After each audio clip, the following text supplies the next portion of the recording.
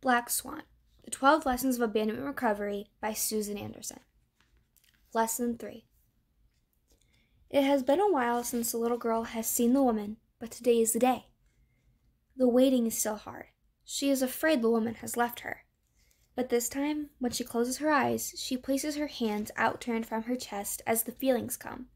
She pushes with her hands, trying to push bad feelings away.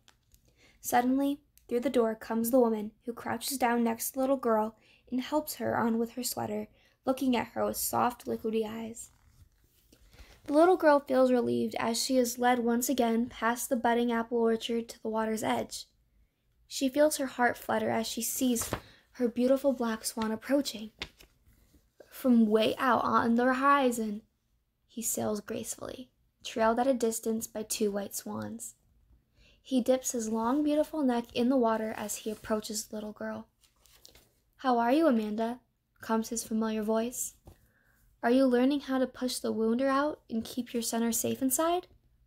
The little girl makes herself a comfortable place to sit on the shore, tucking herself into the woman's gentle arm to smell her warmth and feel her skirts blowing softly against her knees. "Yes," she says, placing her hands over her heart, "but I am still afraid inside." "Then it is time for you to learn how to use the moment," says the swan. "The moment?" asks the little girl. "The moment of now. Now is where all your power is. It is the way out of fear. And you have the tools to find it," says the swan. "Are you ready for me to show you the way out of being afraid?" The little girl closes her eyes and begins to go inside. A strong feeling comes swiftly.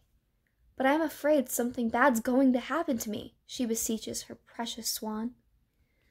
"Fear is of the future, Amanda, and we cannot do anything about the future. We have no control over it because it doesn't exist yet. There is only now. The past and future may seem very big, but the biggest part is always now. Now is where reality lives, and all of your fears, Amanda, are about the future, an imagined place." "But I am afraid now," challenges the little girl. "Go to the center of your fear, Amanda, so I can help you find the oasis between past and present, the ever-flowing wellspring of now." The little girl draws a breath and nestles into the woman's arm. The moment is there, just waiting to be recognized, and you already have the tools you need to find it, Amanda. They are your eyes and ears and nose and skin and heart and mind. But now, you must learn to use these senses in a special new way, a way that brings you out of your fear of the future and into the now, says the swan, and I will show you how. The little girl burrows within herself. "Open your ears, Amanda. What can you hear in this moment?" The swan waits to let the sound of his own voice dissipate so that background noises can flow in. The little girl tilts her head so she can listen carefully. "Can you hear insects?" he asks, nearly whispering. She squeezes her eyes tighter and listens. "Almost, yes." "Can you hear anything else?" She listens intently and finally speaks. "The little waves trickling against the pebbles." "That is good," says the swan. And after a while, he continues. "Open your eyes and see what you can see right here in this moment. Tell me what comes in first." She slowly opens her eyes. "I see you." "That is good." "Can you see the light itself?" he asks. "Yes," says the little girl, her eyes moving to the larger scope of water and sky. "Can you see its patterns in the sky and special designs upon the water?" "Yes," she says, a tiny smile turning up her lips. "That is good. Now can you feel anything in your body?" The little girl pauses for a while. "I feel my stomach pumping," she says. "Good. Can you feel anything against your skin?" "I think I am sitting on a pebble. I can feel it." "You are feeling the moment, and that is good. And what can you smell?" She inhales deeply and then wrinkles her nose. "I smell seaweed, I think." "Yes," says the swan, turning in the water.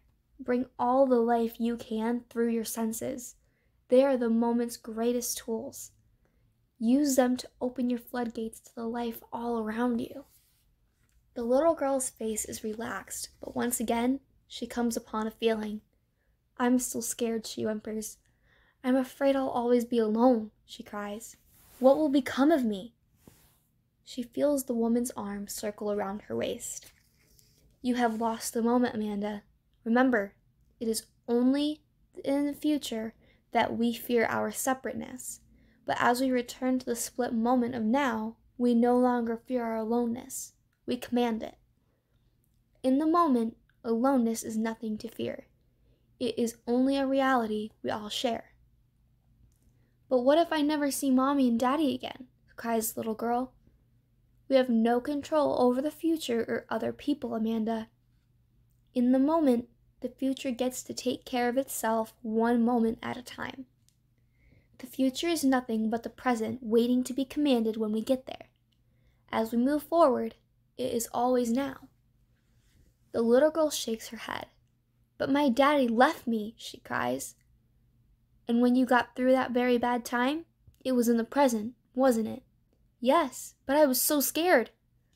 You didn't know how to use your tools in a special way to help you not be afraid, but you still got through it, one moment at a time, didn't you?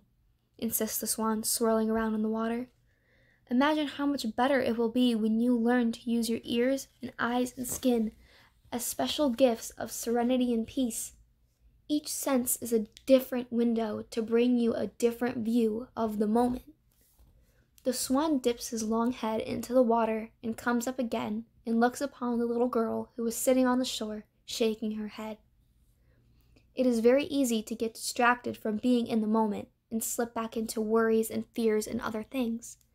The little girl nods. But you can always return to the oasis of the moment. Find the moment for me again, Amanda. Can you bring in anything from your senses that feels good? Anything that is beautiful? The little girl closes her eyes. I feel a breeze against my face. Yes, Amanda. As long as you are concentrating on that sensation, you have left your fears about the future and your sadness over the past and entered the moment. Is it not bountiful? The now is always there for you any time you need it, says the swan, turning in a circle. As I will always be here. Remember, he calls behind him. The moment is a refuge from fear. You must practice it as often as you need it, he says, and glides away. The little girl and the woman return slowly up the slope and back to the residence as the sun sprinkles across the meadow and butterflies light up upon the taller grasses amidst rustling sounds and tingling breezes.